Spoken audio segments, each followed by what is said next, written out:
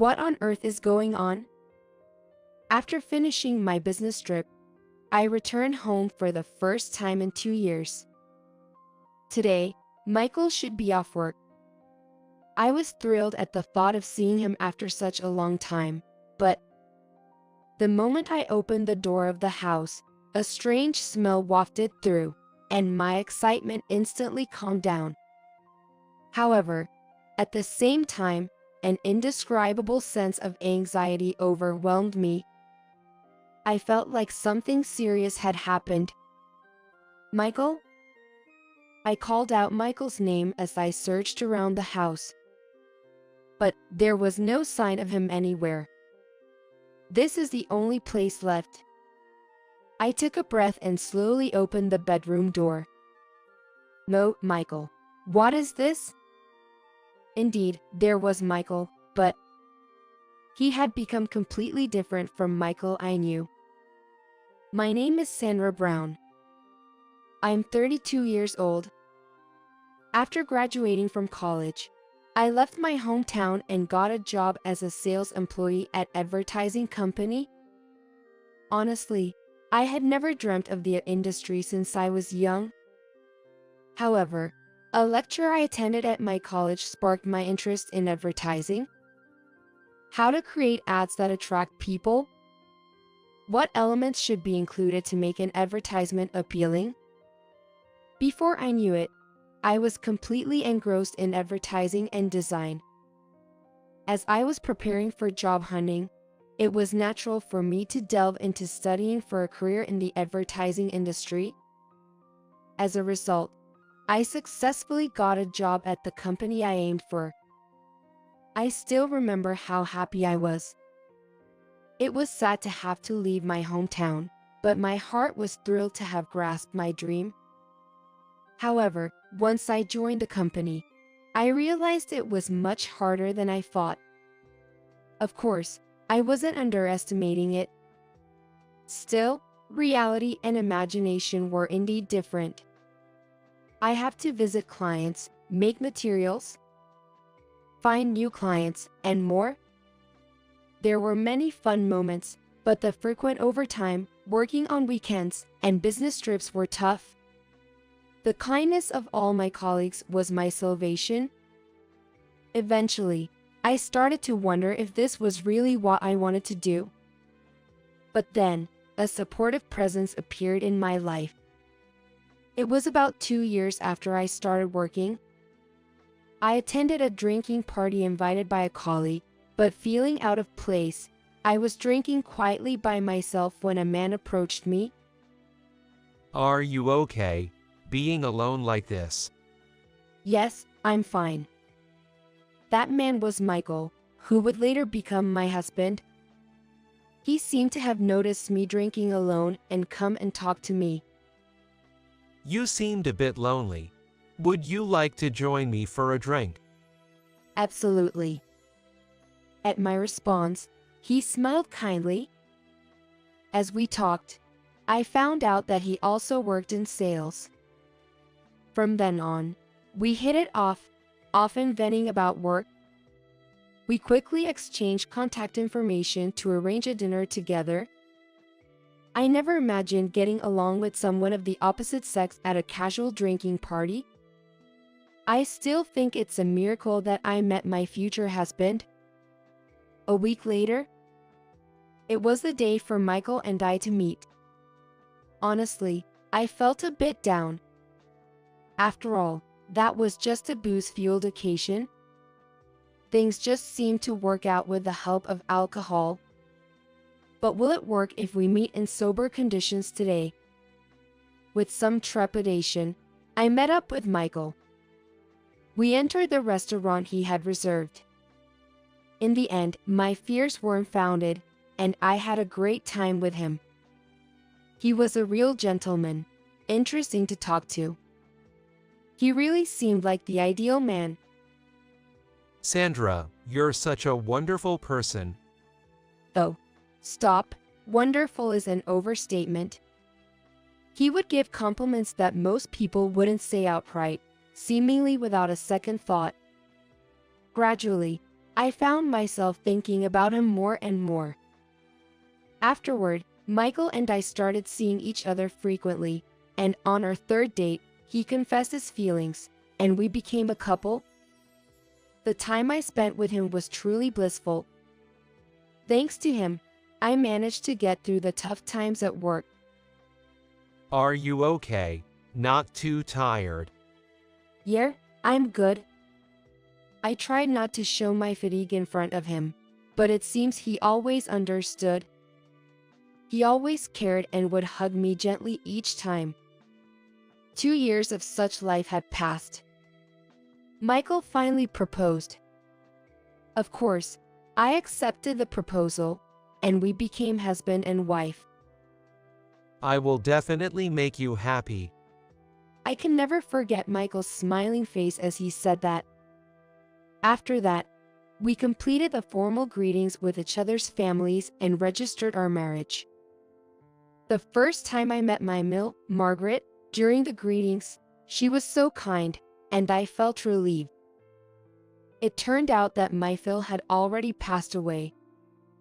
If there's anything, please feel free to talk to me about it, okay? Yes, thank you so much. Surrounded by kind people, I wondered how lucky I was. I felt like I could overcome anything with them by my side. I was looking forward to our future life together. But then, I got caught up in something unexpected. I later regretted marrying Michael, because a shocking truth came to light soon after our marriage. Michael couldn't do any household chores at all. Sorry, I really can't do any housework. What? How have you been living until now? Well, I just bought food from convenience stores or supermarkets, and when laundry piled up, I took it back to my parents' house. I don't even know how to use a washing machine. How could this be? Why didn't I realize this while we were dating? Michael's place always seemed neat when I visited, and he didn't seem like someone who couldn't do any housework at all. From what I gathered, he must have had his mother clean the house. Or maybe he just tidied up to make the room look presentable. That must be something only he knows. Since then, I started teaching Michael how to do household chores. But whether he didn't want to learn or couldn't learn, he remained unable to do anything I taught him.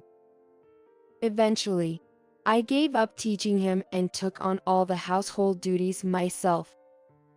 It was hard at times, but somehow I got used to this life. About 2 years after we got married, we had saved enough money to buy a new family home. Living in a family home is more relaxed than in an apartment, as there's less worry about noise. The neighbors were all nice, making our life even more comfortable than before. Michael and I each had our own spacious rooms, and I was happy to have more time to immerse myself in my hobbies. However, this also meant that cleaning became quite a chore. The apartment we lived in before buying the house was quite small, so cleaning was relatively easy, but it's different with a house. Since Michael was utterly incapable of doing household chores, I ended up doing everything: cooking, cleaning, laundry.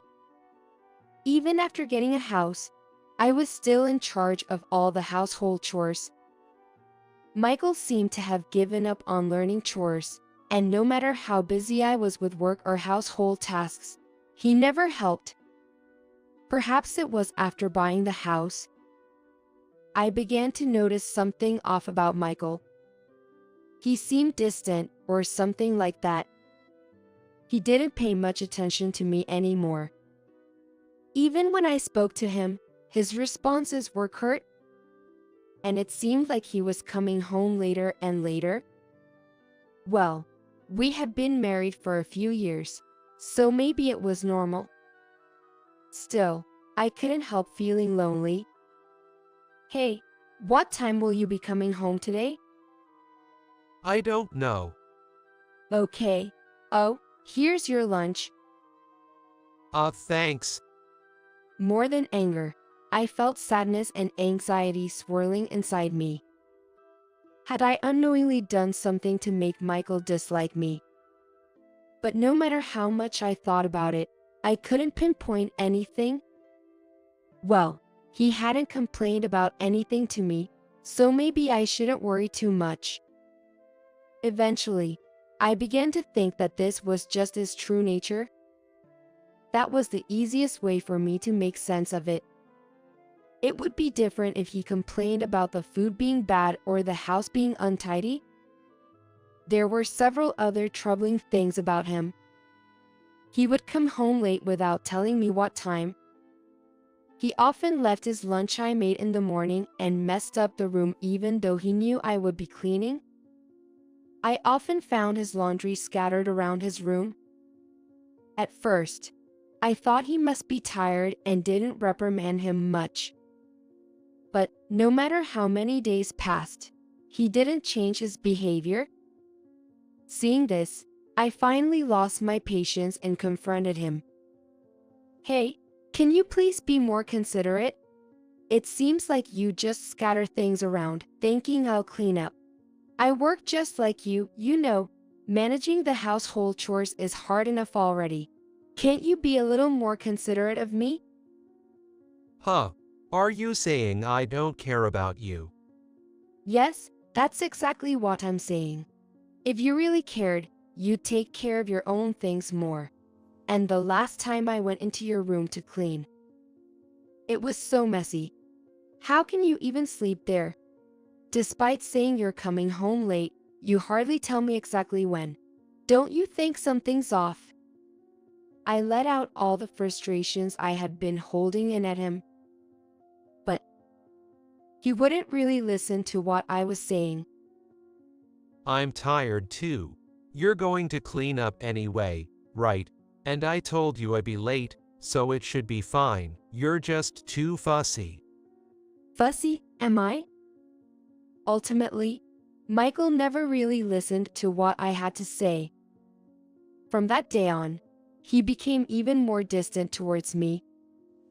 Not only did he continue to respond coldly when I spoke to him, but he also started to ignore me. Even when I cleaned his room or took care of his things, he no longer thanked me. I considered giving up on the household chores several times, but I knew that no matter how messy the room got, he would just live in it. On the other hand, I couldn't stand living in a dirty room myself. I just hate to live in discomfort. After much thought, I decided to continue doing the chores for my own sake. As time passed, it seemed like Michael's attitude was returning to normal somewhat, but he remained indifferent towards me. Should I be happy that he at least started to tell me when he would be home? I wondered where the Michael I knew before marriage had gone. I had no idea he was hiding such a nature. If I had known, I might have reconsidered getting married. I began to feel the stress of work and home life every day. About half a year into this routine, my work on business trips suddenly started to increase. With both day trips and overnight stays, I was leading a very hectic life. On top of that, I had to manage the household and take care of Michael. The burden on me had become overwhelmingly large. However, perhaps because he saw what I was going through, Michael began to change gradually. Hey, Sandra, are you okay? What do you mean? You know, with the chores and work, everything. Well, here, I'm okay, I guess. I was taken aback by his sudden concern. Was Michael actually worried about me? It was such a rare occurrence. Was it in my dreams?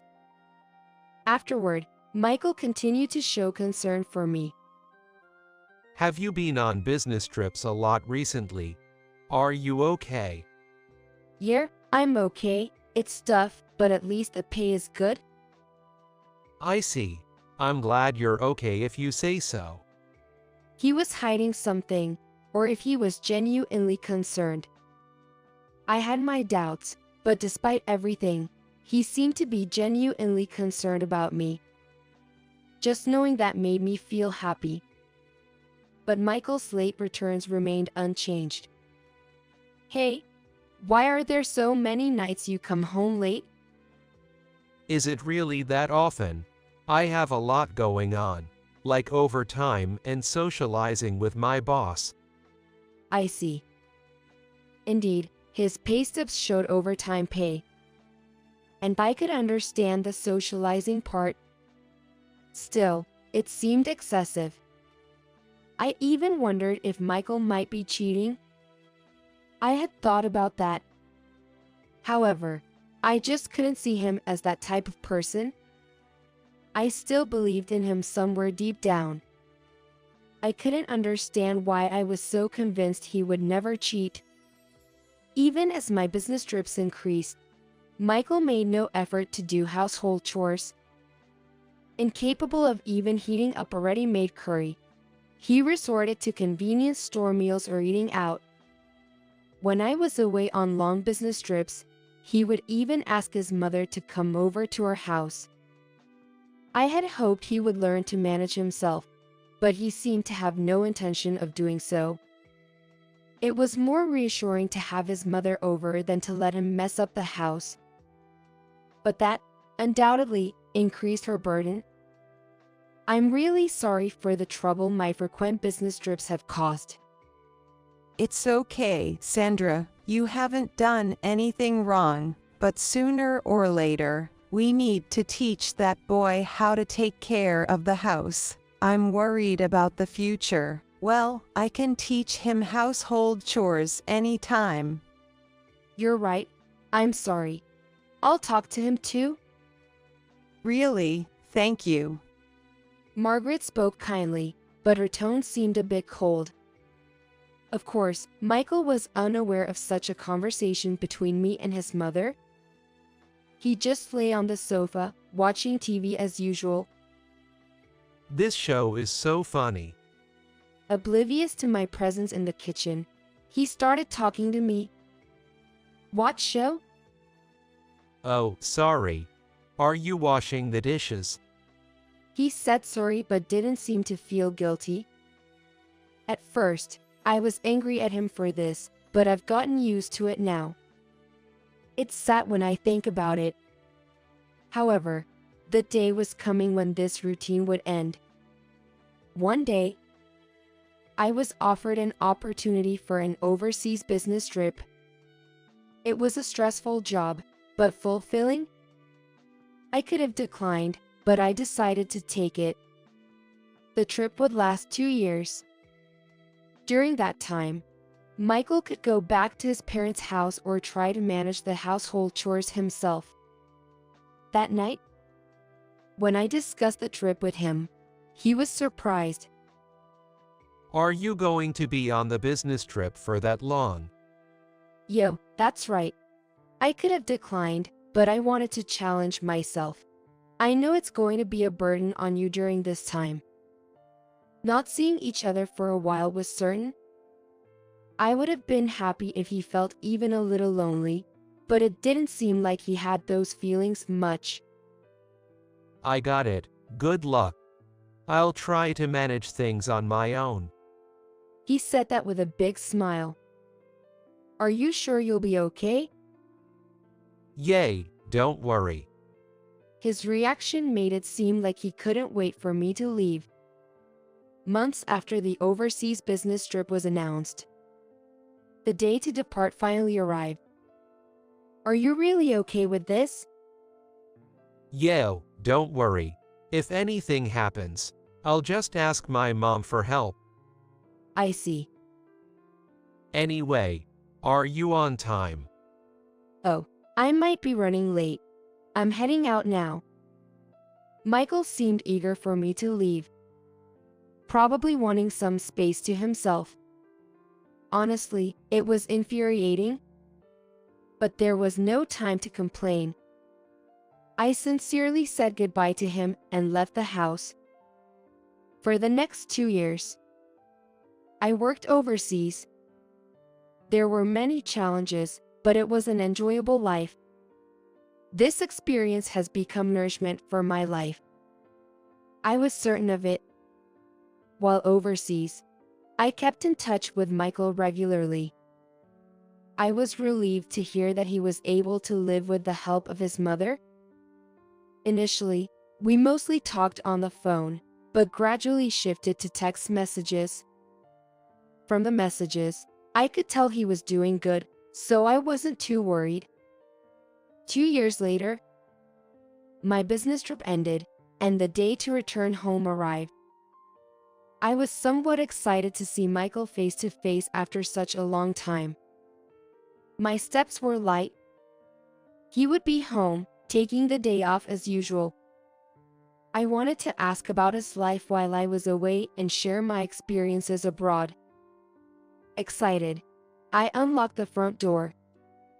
But my excitement quickly faded. A foul smell wafted through the air. It was causing me to break out in a cold sweat. It felt like something terrible had happened. I set my luggage down and searched the house.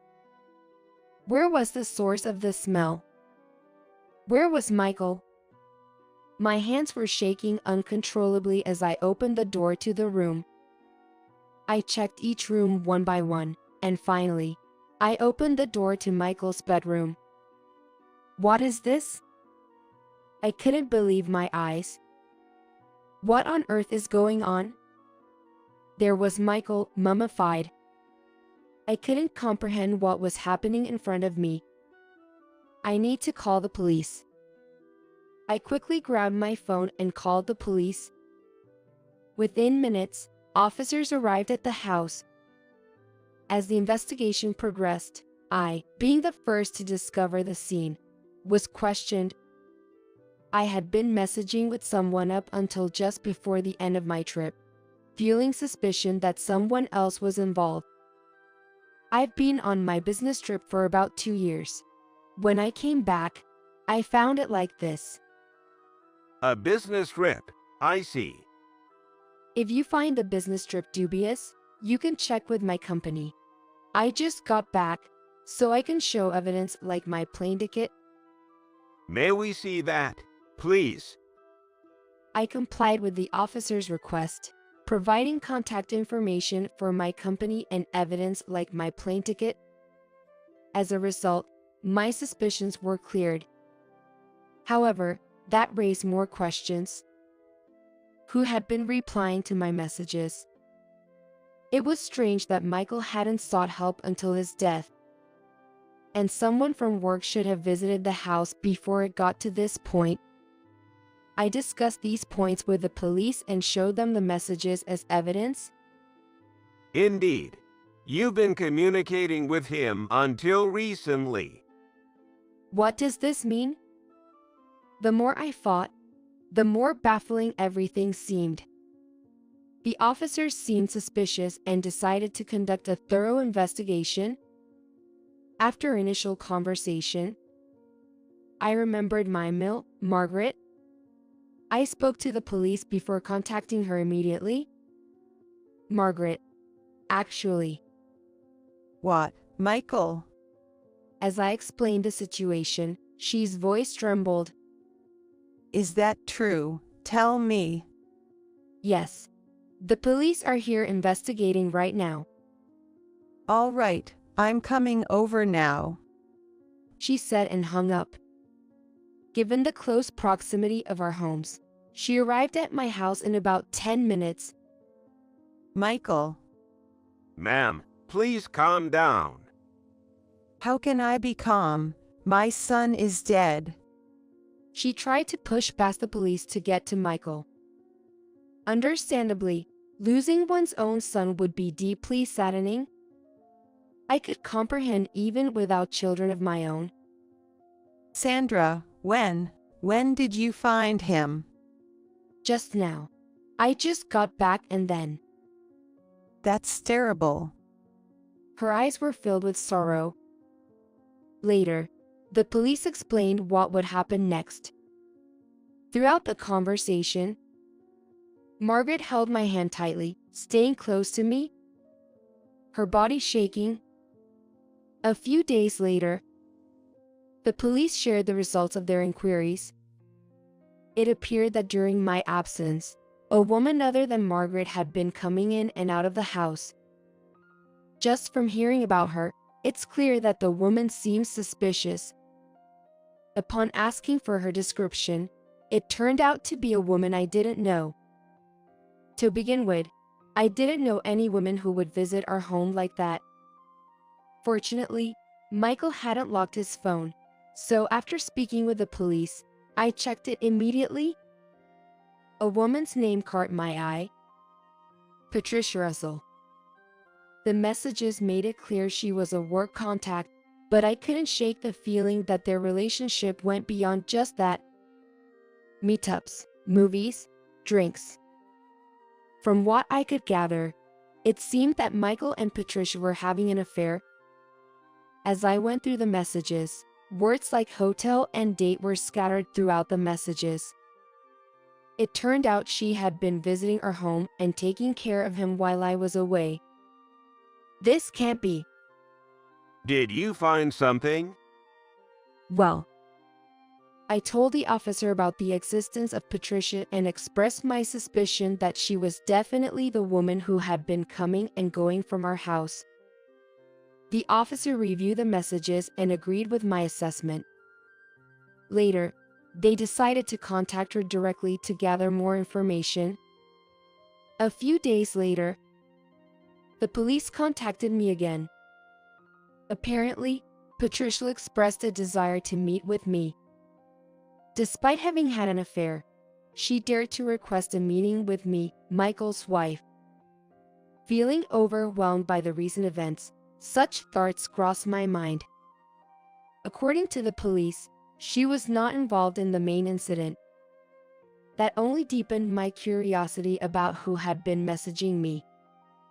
Okay, in a week, then, amidst growing doubts, I decided to meet with her. Maybe she knew something? What were her thoughts on the affair? I wondered. Eager for the truth, I awaited the day. A week later, I went to the specified meeting room and met Patricia face to face. I thought she had no common sense, because she was a cheater. However, my thoughts were quickly overturned. I'm truly sorry. What? I had an affair with Michael. I frequented your house. I know it's unforgivable. I'm so sorry. She immediately apologized upon seeing me. Well, Oh, I'm sorry. So sudden. how did you and he? I asked her how she met Michael. And I asked what their relationship was like before the affair. As expected, she said they were superior and team members at work, and she became his direct supervisor in their work relationship. They became more and more involved in sexual relations. She had been taking care of Michael while I was on business trips. But then, she revealed a shocking fact. I didn't know Michael had died. I found out from the police. That's odd. What happened at work? He quit over a year ago. He quit? Yes, he was tired of it all, and it's hard for me to say this, but he said he wanted to divorce you and marry me. He thought he could live off my salary without working. Hearing about his selfishness, I was speechless. To think he wanted to leave me to marry Patricia, and then quit his job to live off her salary? I was a bit shocked to realize that he was more selfish than I had initially thought. Thank you for sharing this with me. It's nothing. But you didn't know he had died? When did you stop visiting? Over a year ago. Why? Even though Michael wanted to marry you? I couldn't help but speak harshly. The conversation turned tense, but Patricia explained what happened. After a few months of my departure, she used to visit our house every 5 days, primarily to care for Michael. At first, it seemed to be going well. She felt like an exciting new married life, but her enthusiasm quickly faded. The reason was Michael's inability to maintain the household. Despite being cautioned, he made no effort to tidy up. Over time, her feelings for him completely cooled off. And after she broke up with him, she stopped coming to the house. After quitting his job, he contacted her repeatedly. He wanted her to come back and to start over. The messages varied, but consistently expressed his desire to reconcile. However, she no longer felt the same way and continued to ignore him. Eventually, the communications from him stopped completely. Since then, she seemed to have no knowledge of what became of him. That's what happened. Yes. It's good to know what happened while I was away. Thank you. I'm the one who should apologize. Patricia seemed genuinely remorseful, continuously apologizing. While her sincerity was evident, whether I could forgive her was another matter. Fortunately, she offered to pay compensation, which I accepted. It was clear she had no direct involvement in the incident, but the mystery only deepened. During this time, the police received a tip from our neighbors. The person who had seen my mill, Margaret, entering the house just days before my return. The police also viewed her with suspicion due to this eyewitness information. If that's true, then she must know something. Without prior knowledge, I hadn't thought to check messages between Michael and his mother. Until now, it never occurred to me that she might know something, so I never thought to check the messages between them. Upon reflection, I think if I had looked at all the messages from the start, things might not have escalated to this point. I went through each messages carefully. Then, a particular message caught my eye. Was he feeling ill? After Michael was dumped by Patricia and left alone, it seems he fell ill. He couldn't seek help from Patricia or me. In that situation, Michael reached out to his own mother. However, the response from her was cold and distant. Just deal with it on your own. She had said other things that seemed like she was abandoning him. I'm tired of caring about you.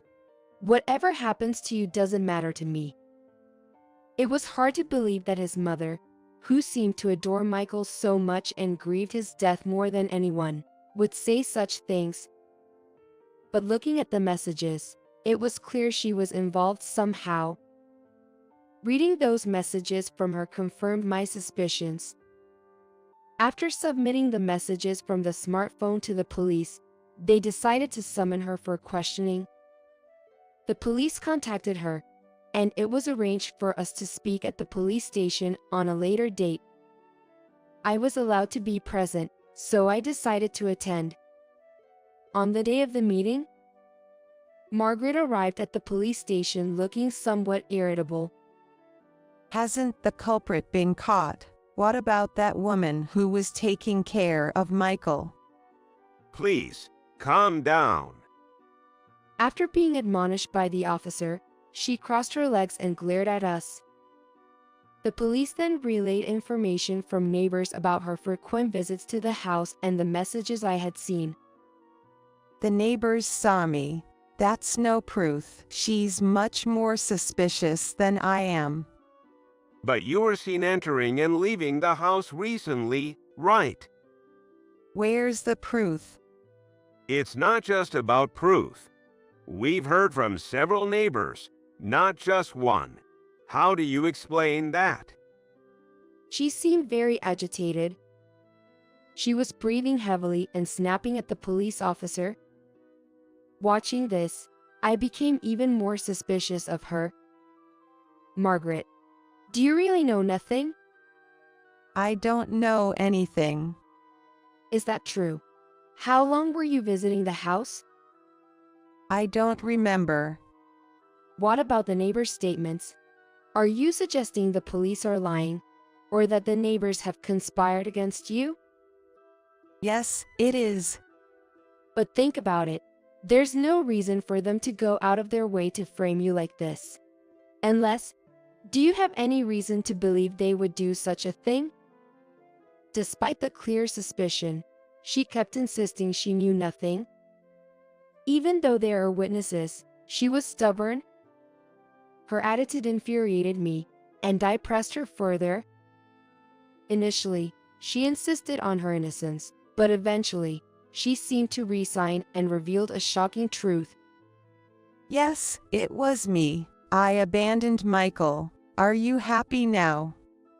Margaret, Because he was just so annoying. though I somewhat expected it, it turned out Margaret had indeed abandoned Michael in his state. The reason being that he was bothersome, which is a rather selfish justification. He was annoying. I was tired of him always depending on me. Just when I thought he was finally married and settled, he kept finding reasons to lean on me again. Never really learned to do any household chores, always leaving everything to others. I took care of him because I felt obligated as his parents, but honestly, I resented it. Then he caught a cold and wanted me to come over. I saw it as an opportunity and left him alone. Next thing I knew, he had passed away.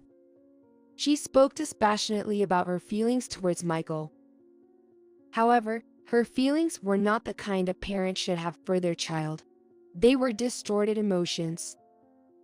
Have you been the one replying to my messages all this time? Yes, it was me. I thought you'd worry if suddenly the messages stopped. I knew it would come out eventually, but I figured it might buy some time. You knew it would come out, didn't you? Of course, but then Patricia showed up, and I thought maybe I could pin the blame on her, but that didn't work out. She appeared somewhat frustrated.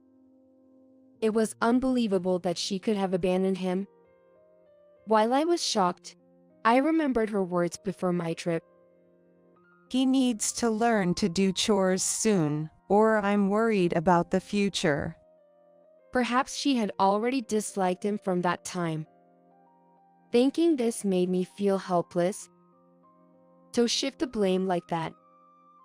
Well, what other choice did I have? I didn't want to get involved with the police. If Patricia could have taken all the blame, I wouldn't have to be here. That's just too selfish. Sure, marrying me and dealing with my frequent business trips might have increased your burden, but that's no excuse to abandon someone. Be quiet. You don't understand how I feel. Margaret yelled at me as if venting years of resentment. But I didn't back down and continued. I understand some of your feelings, Margaret. He never learned to do chores, always messed up the house, and then he had an affair. I was honestly furious too, but there's a difference between right and wrong. What you did constitutes a serious crime, and that fact will haunt you for a long time. As I continued to speak to her desperately, Margaret finally recognized what she had done. She will have to live with being known as the person who abandoned her son. The thought of how painful that would be. It will follow me forever. She muttered, tears streaming down her face. I did that. Please reconsider what you've done. She nodded weakly in response. Shortly after, she was taken to another room for further proceedings. Surrounded by police, she appeared smaller than ever as she was moved to another room. She was arrested for neglecting Michael's body for an extended period. The trial will determine the specific charges, which remain unclear. Listening to her story, I felt a degree of sympathy. I too had been exasperated by Michael's behavior many times. However, there are limits, and her actions were irredeemable. I hope she deeply reflects on what she did. After her arrest, I moved out immediately. I just didn't want to be in that house anymore. And now I live alone in a clean apartment. Doing chores like cleaning and laundry, just for myself, makes everything much easier. Yet, I can't help but have lingering thoughts of Michael.